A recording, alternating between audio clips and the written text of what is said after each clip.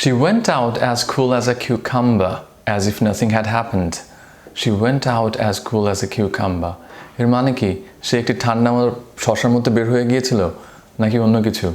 Dear viewers, welcome to Bornil Academy once again. Today I'd like to talk about some common phrases and idioms. First one is cool as a cucumber. Cool as a cucumber. It means very calm or comely. She went out as cool as a cucumber. এর মানে হচ্ছে সে খুব স্বাভাবিকভাবে বের হয়ে গিয়েছিল, একটু বিচলিত হয়নি। Let's have a look at another example. Despite having problems, he took the decision as cool as a cucumber. Despite having problems, he took the decision as cool as a cucumber.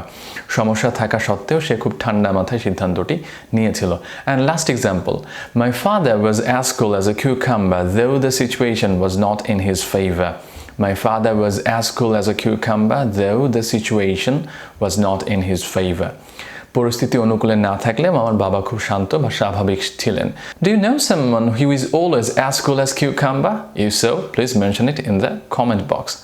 Let's move to the second one, and this one is on cloud 9.